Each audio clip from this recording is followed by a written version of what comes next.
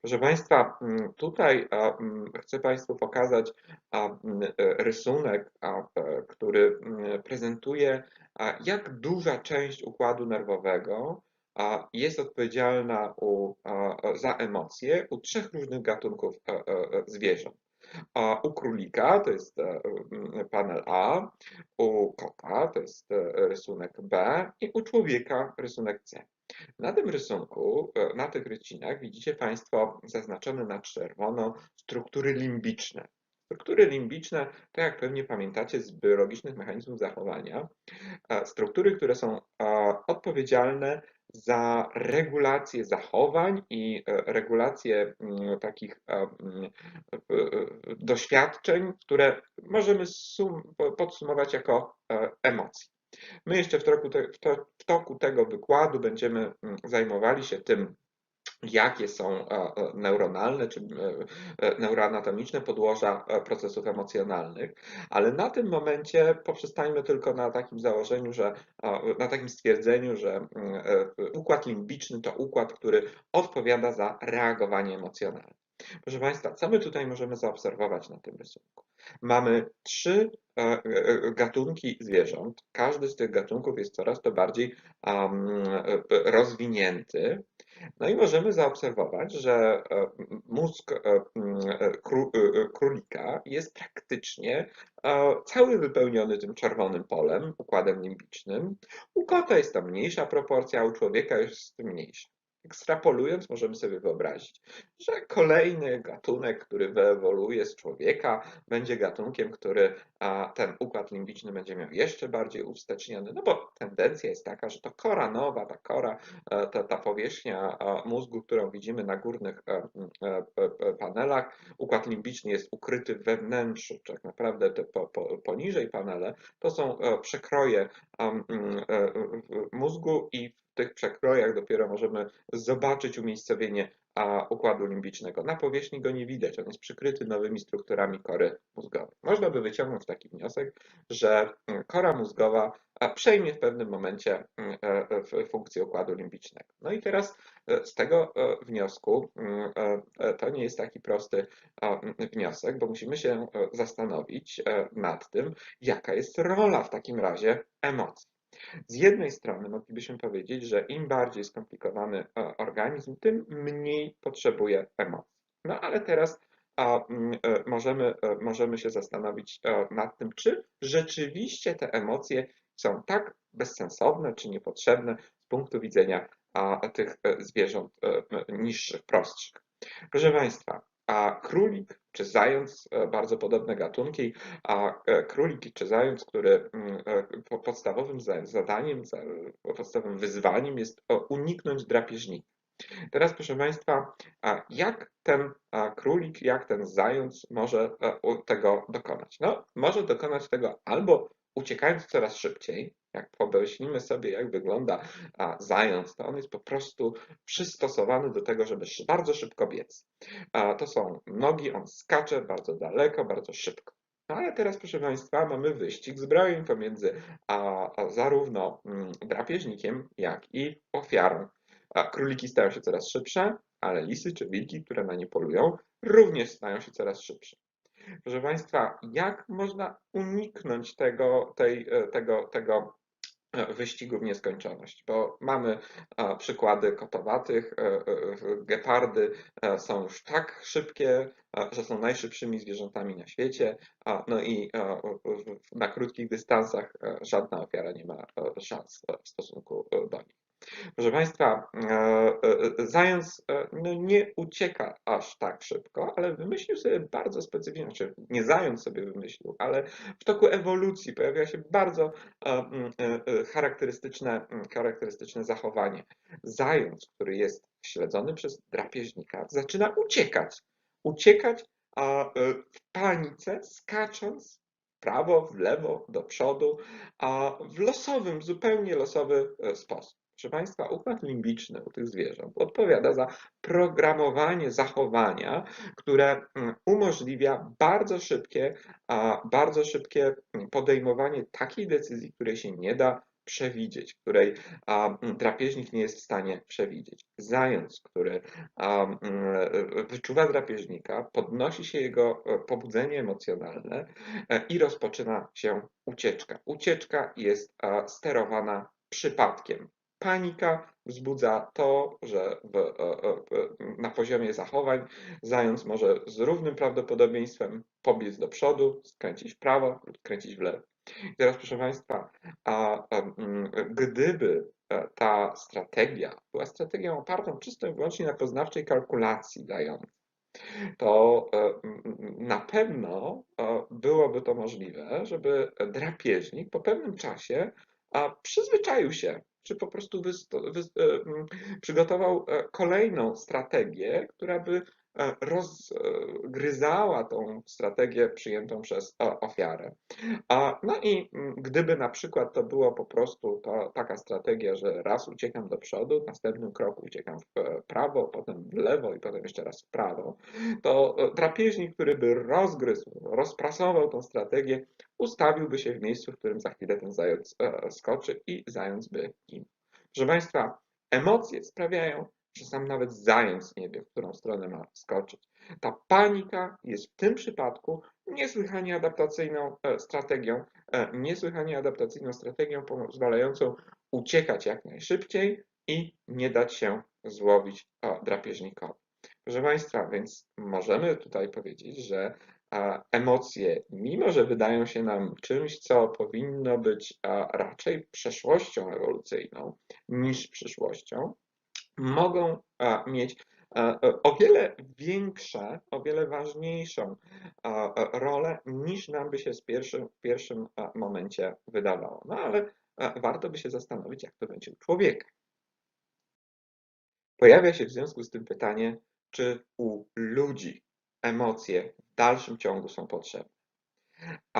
Jest kilka takich danych, które są danymi nie tyle anegdotycznymi, co pochodzącymi z pewnych opisów przypadków, czy z pewnych danych, które możemy zebrać w praktyce klinicznej, które wskazują na bardzo wysoką rolę, bardzo ważną rolę emocji w funkcjonowaniu człowieka. Pierwszy przykład to będzie przykład zaczerpnięty z książki Antonio Damasio von Cartesiusza. Antonio Damasio to jest neurobiolog, wybitny badacz, do którego ja będę wracał w czasie tego wykładu wielokrotnie. Badacz, który zajmuje się neurobiologią emocji i taką neuropsychologią emocji. Znaczy bada pacjentów z różnorakimi uszkodzeniami mózgu, pacjentów, którzy zgłaszają się do niego, są pod jego opieką, no i ta opieka polega na weryfikowaniu stanu zdrowia takiego pacjenta, ale też jest okazją do wykonywania różnego rodzaju testów, prowadzenia zapisków i podsumowywania wiedzy dotyczącej związku procesów mózgowych czy struktur mózgowych z przetwarzaniem poznawczym czy też emocjonalnym, bo to emocjonalne najbardziej Antonio Damasio interesuje. Proszę Państwa, Antonio Damasio opisuje w swojej książce pewien bardzo ciekawy przykład. Wyobraźmy sobie, że no, szpital, tak jak w Polsce, tak i w Ameryce, szpitale nie są bezpośrednio zlokalizowane tam, gdzie człowiek mieszka, tylko do tego szpitala trzeba dojechać. A tym bardziej, jeżeli chodzi tutaj o wysokospecjalistyczny szpital neurologiczny. No i w takim szpitalu pracuje Damasio i od czasu do czasu przyjeżdżają do niego różni pacjenci. Ci pacjenci muszą przejechać całkiem spory odcinek drogi. Jeden z pacjentów właśnie na taką wizytę przyjeżdża do Antonio Damasio. Antonio Damasio się z nim spotyka i słyszy od niego pewną historię. A tego dnia, w którym ta osoba jechała do Antonio Damasio, to był wczesny ranek, wczesna jesień, zimno, drogi były oblodzone i ten pacjent relacjonuje do Antonio Damasio taką sprawę. Jadąc, napotkał na problemy z przyczepnością, oblodzoną drogę i wpadł w poślizg. Proszę Państwa, poślizg, jak samochód wpada w poślizg, to jest sytuacja, która wywołuje panikę. Ludzie zachowują się w sposób taki intuicyjny, taki odruchowy, No i odruchową reakcją na to, że nas znosi na prawo, jest skręcenie kierownicą w lewą. Taka reakcja skutkuje tym, że pogłębiamy poślizg i wypadamy z drogi. Ten pacjent, to jest na poziomie racjonalnym i ten pacjent doskonale to wiedział i ten pacjent zareagował we właściwy sposób i wyprowadził swój samochód z poślizgu. Za to zobaczył w lusterku samochodu, że kolejny samochód jadący za nim, a kierowca nie zastosował się do takich racjonalnych zaleceń, no i zachował się intuicyjnie, wpadł w poślizg, wyleciał z drogi. No ale pacjent sobie pojechał dalej. Proszę Państwa, ten pacjent miał pewne specyficzne uszkodzenie mózgu, które skutkowało tym, że nie był w stanie doświadczać żadnych emocji. To było uszkodzenie, które skutkowało brakiem doświadczania emocji. Wydawałoby się, że tak jak w poprzednim przykładzie, a emocje są nam do niczego kompletnie niepotrzebne, bo gdyby nie emocje, to nie wpadalibyśmy w poślizg. Teraz to nie do końca oczywiście tak jest, ponieważ Antonio Damasio opisuje w swojej książce jeszcze inną sytuację, dokładnie z tym samym pacjentem. Ten pacjent po całej serii testów, wywiadów, rozmów, które miał z Damasio, został poproszony przez niego o to, żeby wybrał termin następnego spotkania. No, proszę pana, spotykamy się w następnym tygodniu.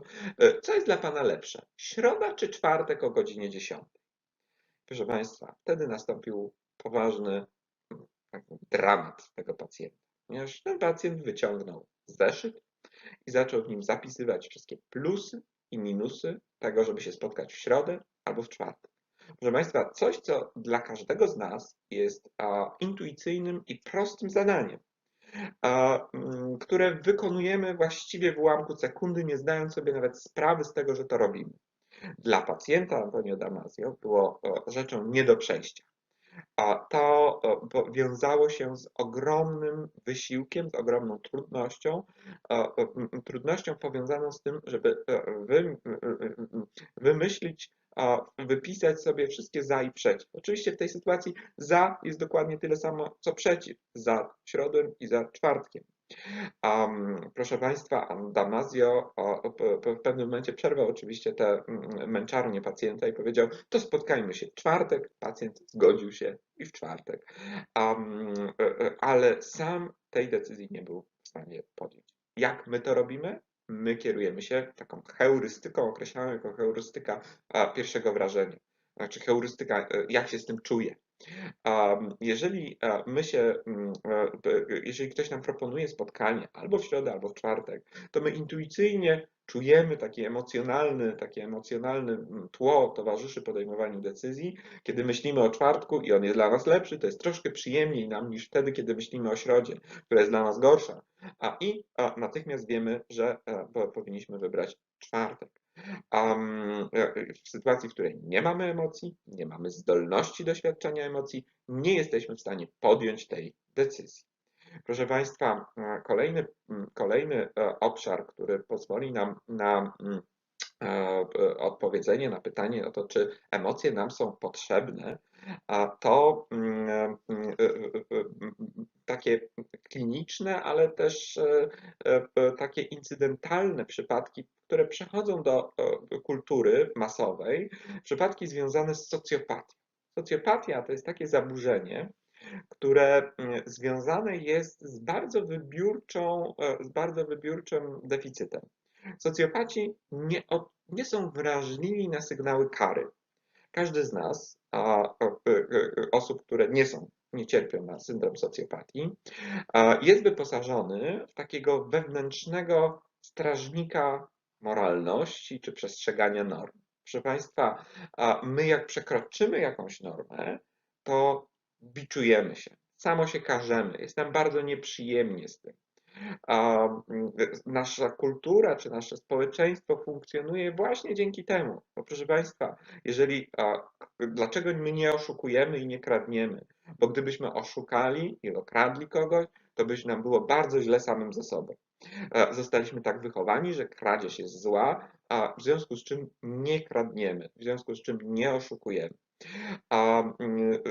Oczywiście można sobie wyobrazić, że państwo czy społeczeństwo wymyśla pewne środki represyjne. Taką środkiem represyjnym jest prawo, policja, które ma pilnować. Ale proszę Państwa, nie da się postawić policji na każdym skrzyżowaniu, żeby sprawdzać, czy ludzie przejeżdżają na czerwonym, czy nie przejeżdżają na czerwonym.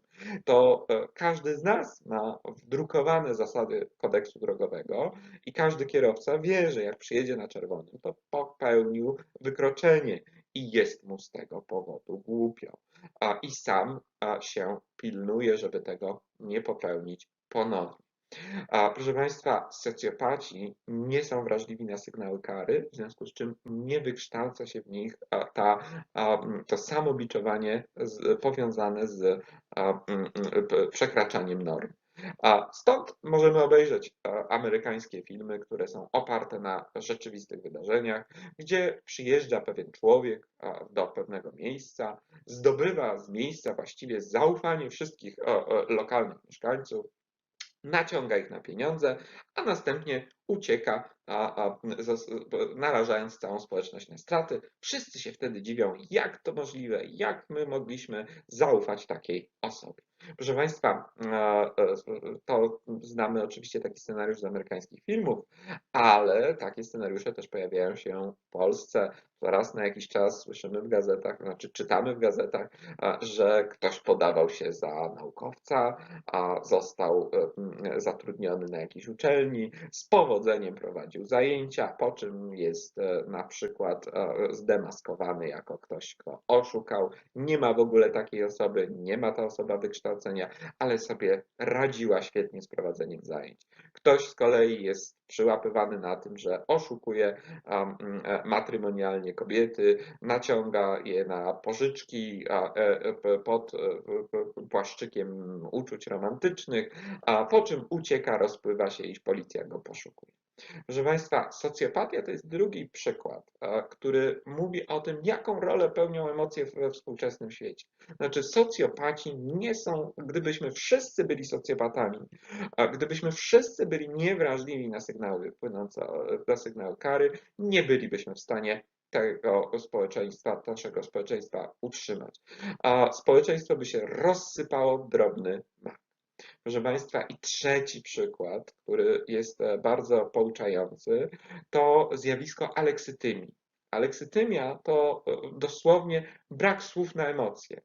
Aleksytymia jest powiązana nie tyle z brakiem możliwości fizjologicznego odczuwania emocji, bo aleksytymicy reagują fizjologicznie emocjami. Na przykład mocniej bije im serce, trzęsą się ręce, pocą się dłonie i tym podobne rzeczy. Proszę Państwa, ale aleksytymicy nie rozumieją, z czym to jest powiązane i po prostu nie wiedzą, że to są emocje.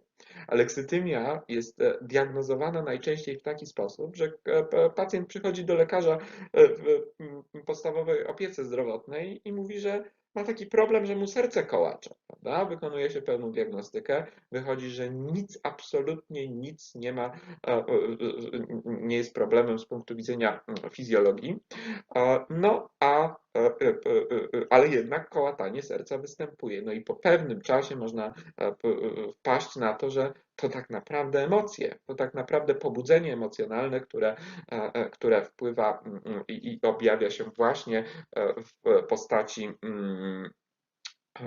fizjologicznych zmian.